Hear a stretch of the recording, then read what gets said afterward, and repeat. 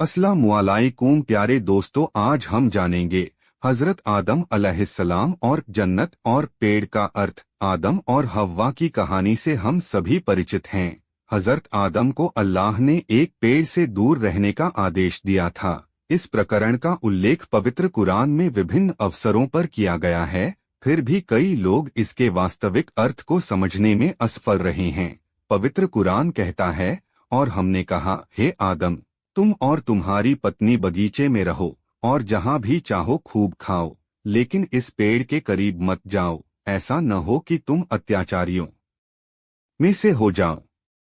सूरह अल-बकरा अध्याय 2:36। और हे आदम, तू और तेरी पत्नी बाग में रहो और जहाँ चाहो वहाँ से खाओ, लेकिन इस पेड़ के करीब मत जाओ, ऐसा न हो कि तुम जालिमों में से हो जाओ। सूरह अल-अराफ अध्याय 7:20। यहाँ पहली नजर में कोई यह सोच सकता है, जैसा कि अधिकांश मुसलमान करते हैं, कि आदम को जन्नत में रहने के लिए कहा गया था, जो धर्मी लोगों को विरासत में मिलेगा। हालांकि पवित्र कुरान के गहन अध्ययन से हम जानते हैं कि यह मामला नहीं है। सबसे पहले हम जानते हैं कि यह स्थान स्वर्ग या परलोक के निवास का उल्लेख नहीं कर सकता है, जैसा कि भगवान ने पहले ही कहा था, मैं पृथ्वी पर एक उपप्रधान को स्थापित करने वाला हूँ। सूरह अल-बकरा अध्याय 2:31। इस प्रकार यह स्थापित हो गया कि एडम यहीं पृथ्वी पर था। इसके अलावा पवित्र कुरान ने स्पष्ट रूप से कहा है कि जब कोई स्वर्ग में प्रवेश करता है तो उसे वहां से निकाला नहीं जाएगा।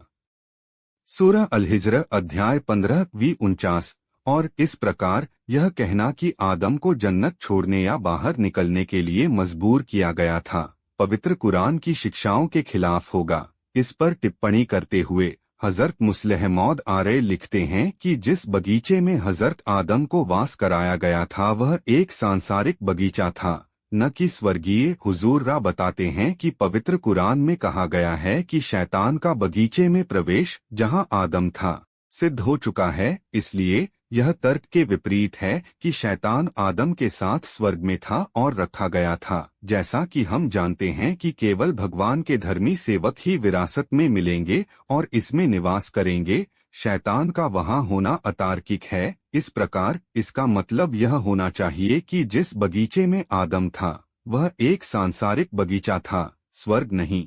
तफसीर इकबीर खंड 1 पृष्ठ 336। पेड़ के अर्थ के संबंध में हजरत मुस्लिह मौद रा ने बताया कि शजरा शब्द, जिसका शाब्दिक अर्थ पेड़ है, पवित्र कुरान में अच्छे और बुरे शब्द के रूपक के रूप में उपयोग किया जाता है।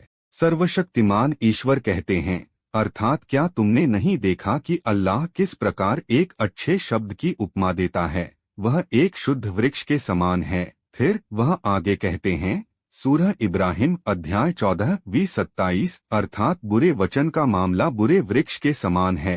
तफसीर इकबीर खंड 1 पृष्ठ 339। हुजूर रा आगे कहते हैं कि शजरा उन सभी बुराइयों को संदर्भित कर सकता है जो पैगंबर आदम के लिए निषिद्ध थीं, लेकिन इस आयत की सामग्री के संदर्भ में निषिद्ध वृक्ष का अर्थ यह होगा कि आदम को इब्लीस और उनके अनुयायियों से दूर रहने के लिए कहा गया था, क्योंकि इब्लीस को हजरत आदम और उनके वंशजों को गुमराह करना था। तफसीर इकबीर खंड 1 पृष्ठ 339। इब्लीस की ओर इशारा करते हुए, जिसने आदम के सामने समर्पण करने से इनकार कर दिया, और शैतान, जिसने आदम को फिसलने का कारण बना दिया। 5 खंडों की टिप्पणी में कहा गया है। यहाँ यह ध्यान दिया जाना चाहिए कि कुरान ने जिस प्राणी को आदम के प्रति समर्पण करने से इनकार करने के रूप में दर्शाया है उसे इब्लीस कहा जाता है, जबकि जिस व्यक्ति ने उसे प्रलोभित किया उसे शैतान कहा जाता है। यह अंतर न केवल टिप्पणी के तहत छंद में देखा जाता है, बल्कि पूरे कुरान में सभी प्रासंगिक छंदों में भी देखा जाता है। इससे पता चलता है कि जहाँ तक इस कथा का संबंध है, शैतान और इब्लीस 2 अलग अलग व्यक्ति थे। वास्तव में शैतान शब्द न केवल बुरी आत्माओं के लिए बल्कि कुछ ऐसे मनुष्यों के लिए भी प्रयोग किया जाता है जो अपने बुरे स्वभाव और बुरे कर्मों के कारण मानो राक्षस का अवतार बन जाते हैं।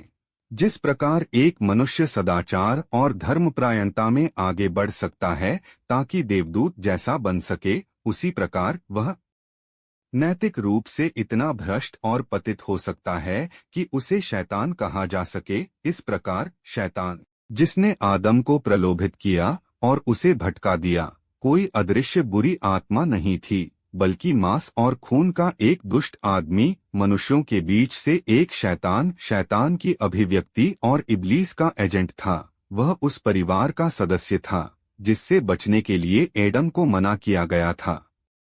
5 खंडीय टीका खंड 2 पृष्ठ 971। मौजिज दोस्तों, वीडियो अच्छा लगा तो लाइक और चैनल को सब्सक्राइब करना और अपने दोस्तों से शेयर करें। धन्यवाद।